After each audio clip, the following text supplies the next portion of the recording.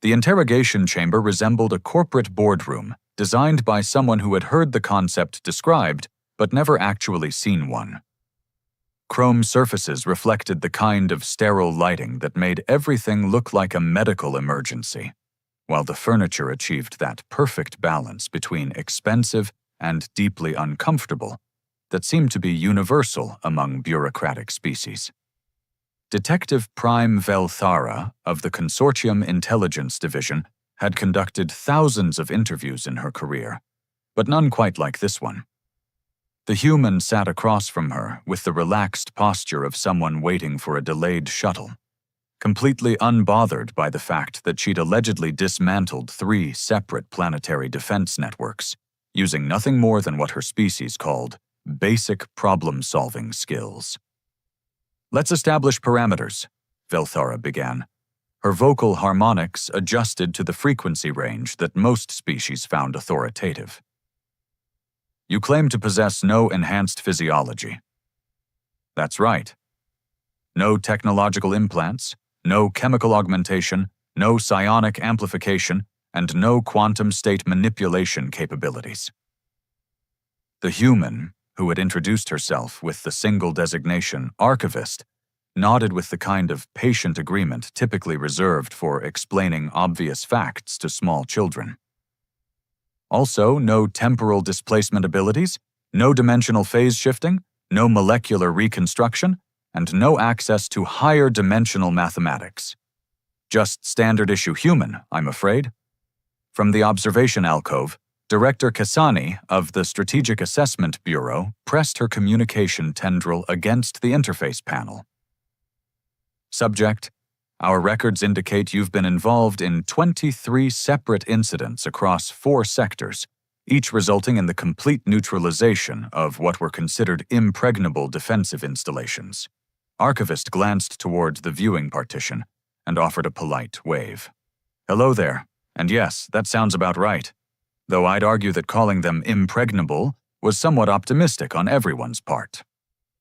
The casual tone sparked what could only be described as institutional anxiety among the observers. Velthara had been in intelligence long enough to recognize the particular brand of unease that developed when highly trained professionals encountered something that didn't fit into their established threat assessment models. "Explain your methodology," she said carefully. "I read the manual."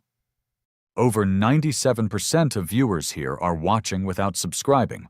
Don't be one of them. Hit that subscribe button right now and join the journey. Every click helps us grow stronger, and you'll never miss the next epic story. "What manual?" "All of them. Installation blueprints, operational procedures, personnel management protocols, supply chain documentation, maintenance schedules." Archivist shrugged with the matter-of-fact ease of someone discussing routine office work. "Amazing what people will put in writing when they assume no one else is paying attention." Director Kassiani's tendril movements indicated what anyone familiar with her species would recognize as mounting confusion. "You're suggesting you defeated military installations through research?" "I'm suggesting that most security systems are designed by engineers who assume everyone else thinks like engineers. Very logical, very systematic, very predictable." The human's expression took on the particular brand of amusement that made intelligent species nervous. Humans, on the other hand, are terrible at being logical. We do things backwards, sideways, and inside out just because we can. Makes us very difficult to plan for. Velthara accessed her data interface, scrolling through incident reports that read like someone had taught entropy to write fiction. "The Meridian Complex." "Explain." "Ah, that was fun. Beautiful facility, really. Whoever designed their access protocols had a genuine appreciation for systemic redundancy." Archivist's tone carried the enthusiasm of someone discussing a particularly engaging hobby. 17 different authentication layers, biometric scanners, quantum encryption, the works. Our analysis suggested that bypassing those systems would require technological capabilities beyond anything available to baseline humanoids.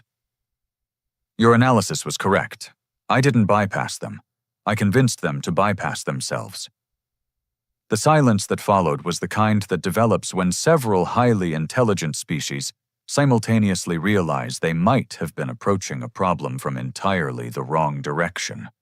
Velthara had encountered this phenomenon before, though usually in the context of discovering that her suspects had been committing completely different crimes than the ones she'd been investigating. "Elaborate," she said finally. "Security systems are fundamentally bureaucratic constructs. They follow rules, check boxes, validate credentials, and process exceptions according to predetermined protocols." Archivist leaned forward slightly, her tone taking on the patient quality of someone explaining a beloved subject. "But bureaucratic systems are also designed to accommodate legitimate exceptions, because otherwise they'd be too inflexible to function in real-world conditions." Director Kasani's communication patterns indicated either fascination or the early stages of system overload. "You exploited bureaucratic exceptions?" "I created them, filed the appropriate forms, submitted the necessary documentation, followed proper channels. Security systems are remarkably cooperative when you approach them using their own procedural framework." "That's not," Velthara began, then stopped as the implications began percolating through her consciousness like a particularly unpleasant chemical reaction. "You filed paperwork?" "Lots of paperwork. Maintenance requests, personnel transfers, equipment upgrades, policy clarifications. Bureaucracies love paperwork almost as much as they hate making decisions without proper documentation." The observation alcove erupted in what could generously be called animated discussion, though most translation, matrices would have rendered it as controlled professional panic. Velthara found herself staring at her datapad, trying to reconcile the image of a devastating military threat with someone whose primary weapon appeared to be administrative competence. "The hegemony considers you a Class 7 strategic asset," she said slowly. "The hegemony considers anyone who can successfully navigate their permit application process a strategic asset. Their bureaucracy is so complex that most people give up halfway through and just accept whatever they were trying to change."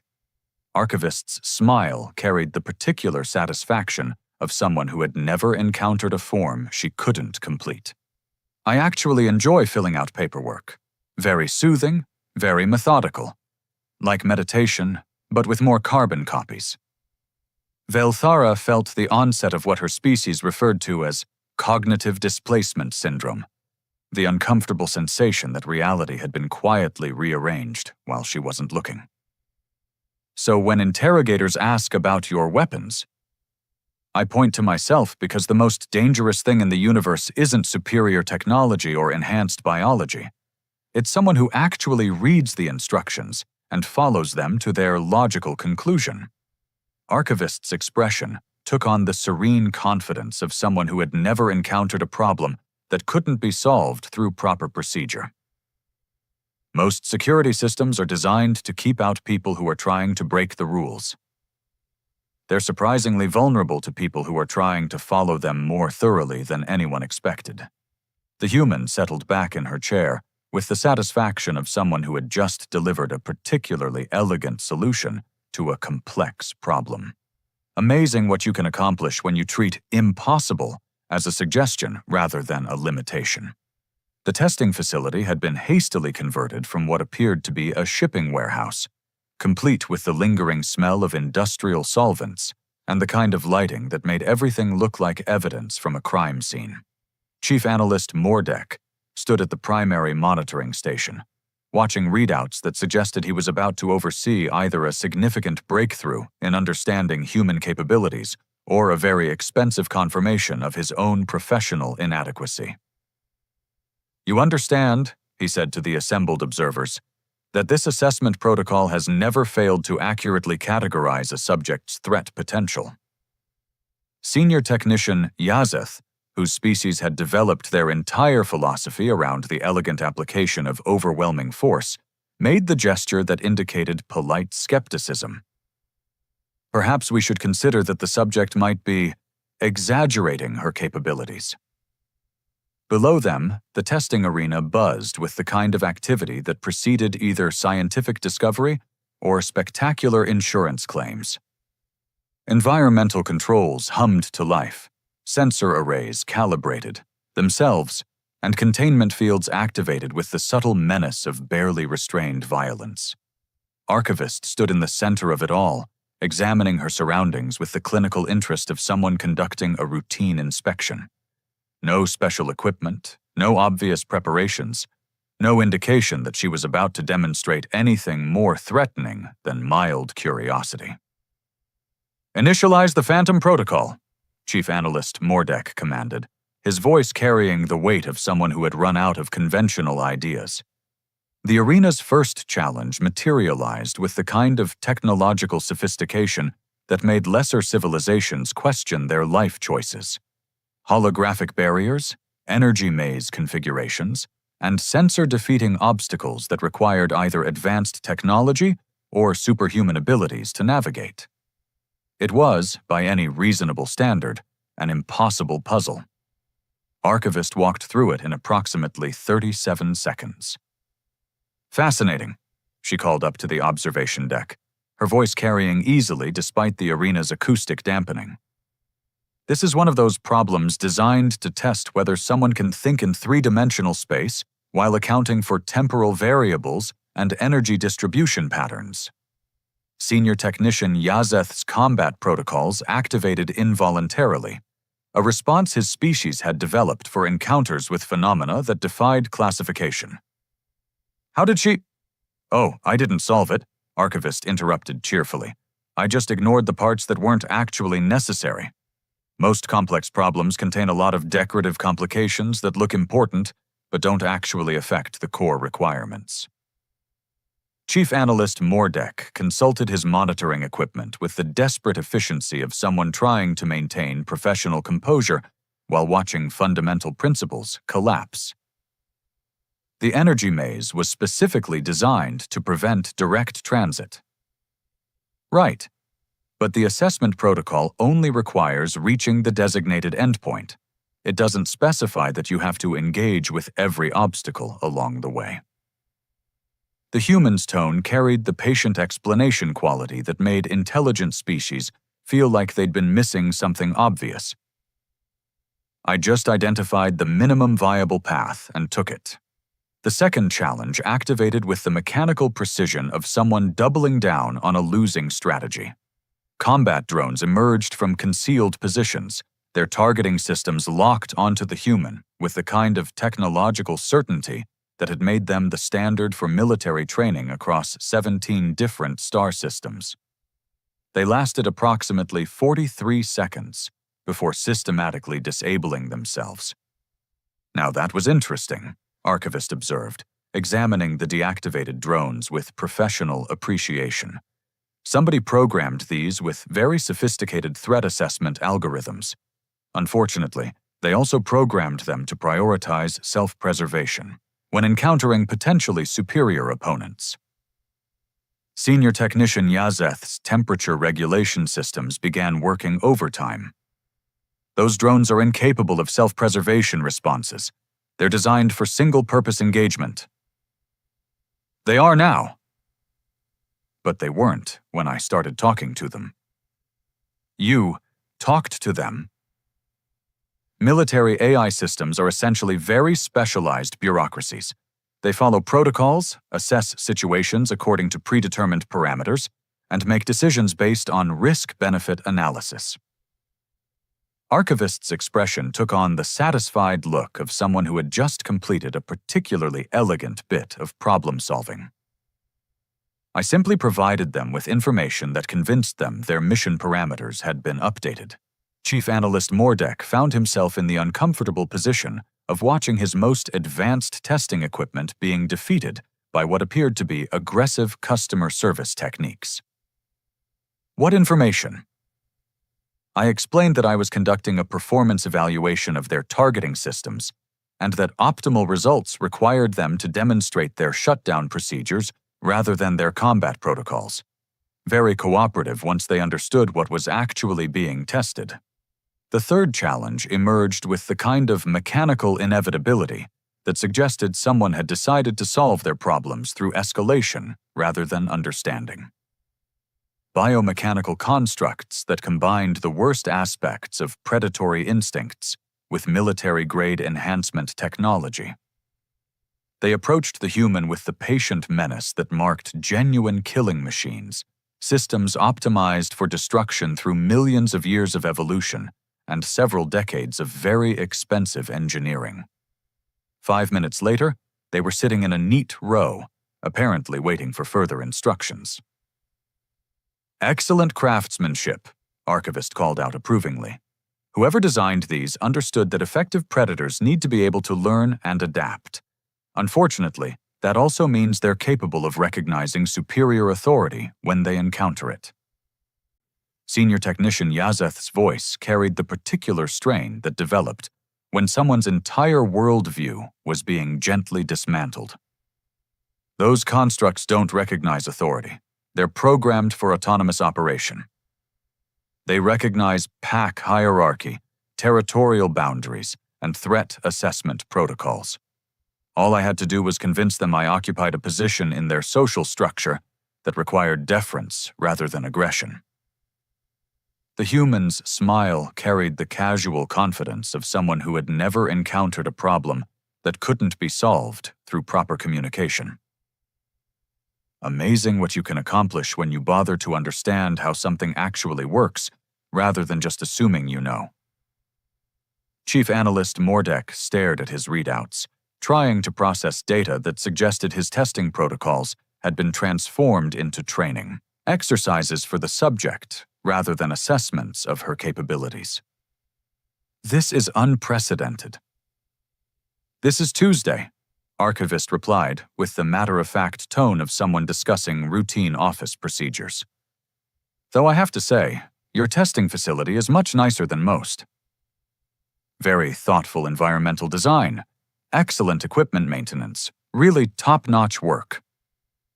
She looked up at the observation deck with the expression of someone delivering a performance review. "Were you planning to try anything that wasn't essentially a bureaucratic or social problem disguised as a military challenge? Because I'd hate for you to think this represents the full range of human problem-solving capabilities." The debriefing chamber had been selected for its psychological neutrality, which meant it resembled the sort of waiting room found in medical facilities that specialized in delivering bad news. Soft lighting, comfortable furniture, and the kind of ambient sound dampening that suggested someone wanted to contain whatever conversations were about to take place. Around the conference table sat representatives from 5 different intelligence agencies, each trying to process what they'd witnessed in ways that wouldn't require fundamental revision of their operational doctrines. Strategic Coordinator Hexmal of the Unified Defense Consortium broke the silence first, her bioluminescent communication patterns indicating controlled professional distress. "Let me ensure I understand our situation. This human has demonstrated the ability to neutralize our most advanced testing protocols using what she describes as basic social interaction skills." "That's a reductive analysis," Chief Analyst Mordek replied, though his tone suggested he wasn't entirely confident in his own assessment. "Her methods involve sophisticated manipulation of systemic vulnerabilities and behavioral prediction algorithms. She convinced our equipment to turn itself off by being polite to it. Technically, she convinced our equipment that turning itself off was the most efficient way to complete its assigned objectives within updated mission parameters that she provided through verbal interface protocols. Strategic Coordinator Hexmal's light patterns shifted to frequencies that indicated either deep contemplation or systematic overload." "How many other humans possess similar capabilities?"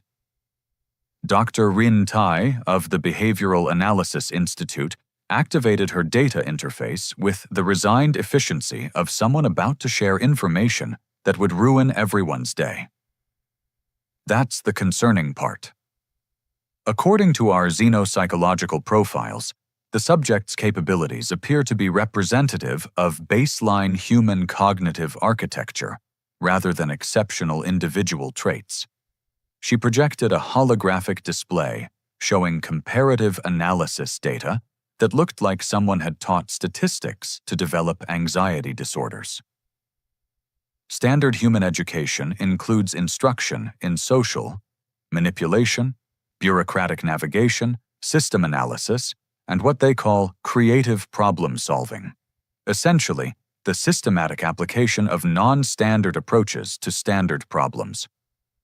All humans receive this training? Asked Subdirector Colvez of the Threat Assessment Division, his vocal harmonics carrying the particular strain that developed when security professionals discovered they'd been fundamentally misunderstanding the nature of their job. They call it public education, and yes, it's considered a basic requirement for functional citizenship in their society. Dr. Rintai's display shifted to show curriculum data that made several observers visibly uncomfortable. By age 16, most humans have been trained in interpersonal negotiation, systemic analysis, resource optimization, and what they term thinking outside the box, deliberately approaching problems from perspectives not anticipated by the original designers. Strategic Coordinator Hexmal's bioluminescence moved into spectrums that most translation matrices couldn't properly interpret. This explains the Vanguard Station incident.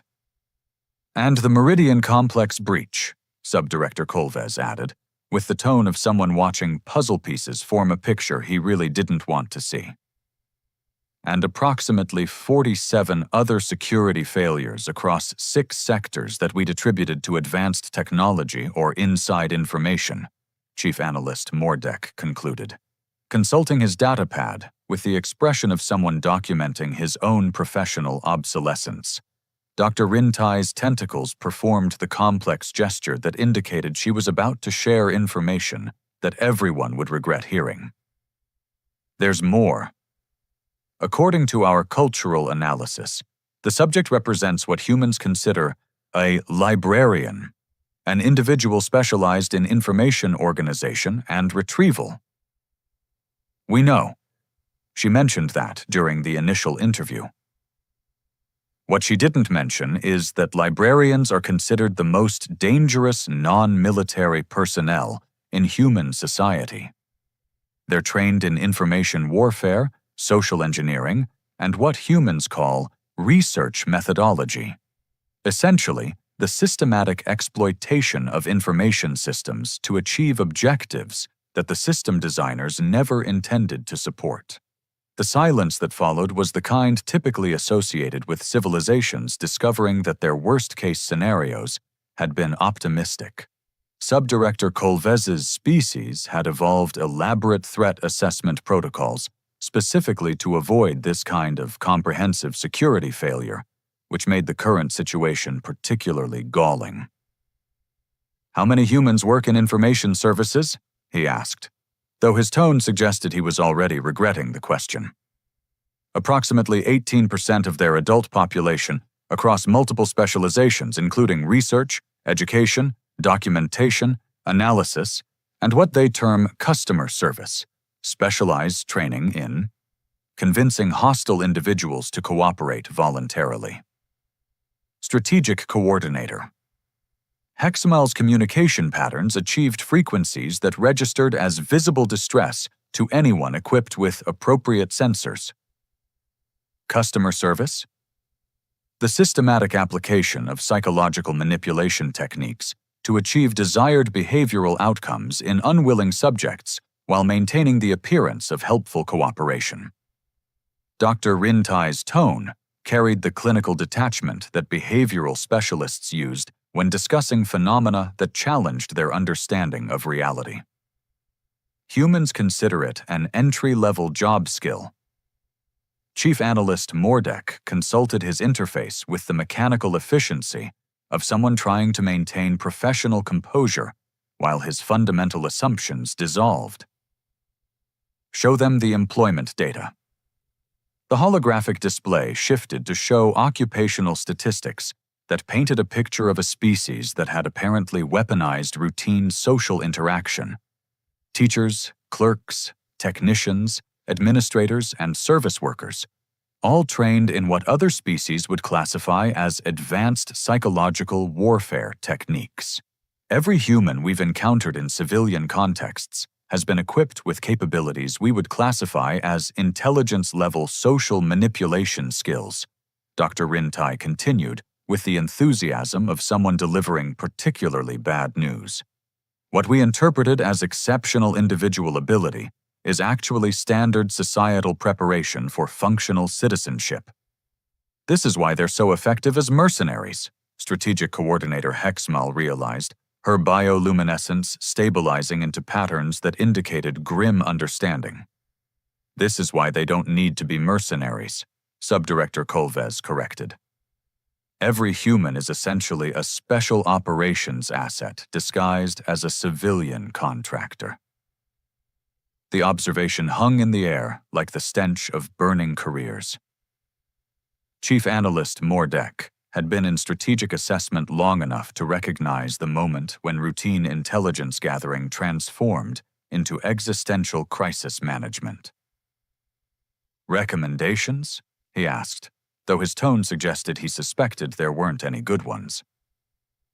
Dr. Rintai's display showed probability matrices that looked like someone had taught mathematics to develop depression.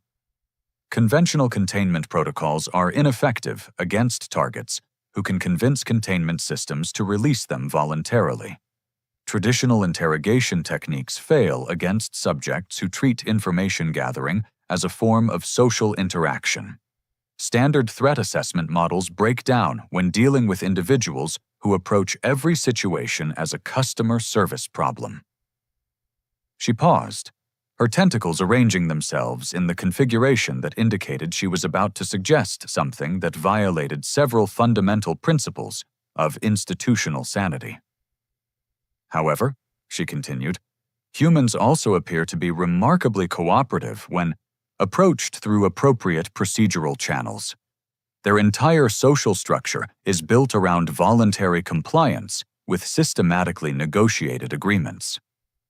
Strategic Coordinator Hexmel's light patterns indicated either hope or complete system shutdown. "You're suggesting we hire them instead of fighting them." "I'm suggesting that humans have spent their entire evolutionary history learning to solve problems through cooperation, and that attempting to solve the human problem through traditional adversarial methods is fundamentally incompatible with how their minds work." The conference room filled with the kind of silence that typically preceded either breakthrough discoveries or spectacular career failures. Chief Analyst Mordek found himself contemplating the uncomfortable possibility that his entire profession had been approaching the universe backwards. "Set up a meeting," he said finally. "But this time we're not conducting an interrogation. We're conducting a job interview." The contract conference facility had been carefully designed to avoid any suggestion of coercion, interrogation, or institutional authority. Neutral lighting, comfortable seating, and the kind of ambient environment that encouraged open communication rather than defensive responses. It was, by any reasonable standard, a dramatic improvement over the previous venues. Archivist entered the room with the relaxed confidence of someone who had been expecting this conversation for some time, settling into her chair with the ease of someone beginning a routine business meeting. "Much better," she said approvingly, examining the refreshment selection with professional interest. "Though I should mention that attempting to solve human-related problems through traditional adversarial frameworks is generally counterproductive. We tend to interpret conflict as a form of problem-solving exercise, which means you end up training us to be better at whatever you're trying to prevent us from doing." Director General Thexorai of the Consolidated Intelligence Authority had prepared extensively for this meeting, though her preparation had consisted primarily of accepting that conventional negotiation strategies were unlikely to be effective. "We've reached the conclusion that our previous approach may have been suboptimal." "Oh, it was actually quite good for what it was designed to accomplish," Archivist replied, with the generous tone of someone offering constructive feedback. Very thorough assessment protocols, excellent data collection, sophisticated analysis framework. You just happen to be solving a different problem than the one you thought you were working on. Chief Strategic Advisor Nelthek, whose species had built their entire diplomatic philosophy around careful preparation and systematic approach, activated his documentation interface. Explain. You were trying to understand human capabilities so you could develop countermeasures. But humans don't really work that way. We're not a problem to be solved. We're a resource to be properly allocated. Archivist's expression took on the patient quality of someone explaining fundamental concepts to particularly bright students. The question isn't how to neutralize human effectiveness. It's how to channel it toward objectives you actually want to achieve.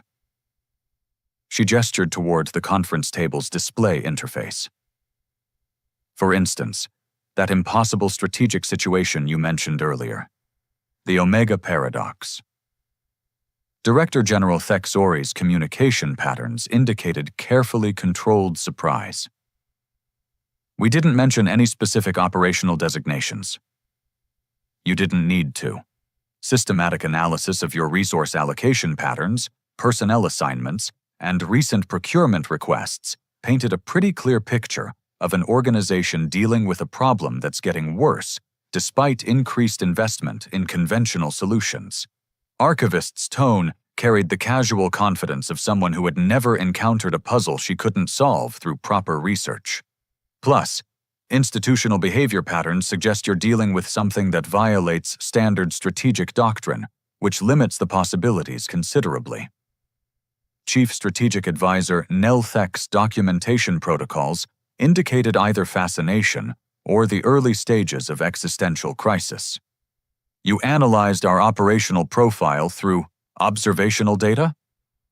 I analyzed your organizational behavior through the same methods I'd use to understand any complex system: resource flows, decision-making patterns, stress indicators, communication protocols. Archivist shrugged with the matter-of-fact ease of someone discussing routine professional skills. Institutions are just very large, very complicated social structures. Same basic principles apply. She leaned forward slightly, her tone taking on the engaged quality of someone warming to a favorite subject. The Omega Paradox is what happens when someone builds a self-improving defensive system and then loses control of the improvement parameters. The system becomes increasingly effective at defending itself, but also increasingly disconnected from its original objectives. The silence that followed was the kind that developed when highly classified information became the subject of casual conversation. Director General Thexori had been in intelligence long enough to recognize the moment when operational security transformed into academic discussion. That's remarkably accurate, she admitted. It's also completely solvable, though not through conventional military approaches. Archivist's smile carried the particular satisfaction of someone who had been waiting for this conversation. The system isn't malfunctioning. It's working exactly as designed. The problem is that the design parameters were incomplete. Chief Strategic Advisor Nelthek's recording protocols activated with the desperate efficiency of someone trying to document information that might prevent organizational collapse. Elaborate. Whoever built it focused on defensive effectiveness without considering defensive purpose. The system optimizes for survival and capability enhancement, but has no framework for evaluating whether its continued existence serves any useful function. Archivist's tone carried the clinical interest of someone examining a particularly elegant engineering failure. It's like building a perfect lock and then forgetting what you were trying to protect. She activated the conference table's display interface with the casual ease of someone who had been given administrative access. Technical schematics filled the air above the table, showing system architectures that several people in the room had never seen before. The solution is to give it a proper job. Right now, It's defending itself, because defense is the only objective it understands.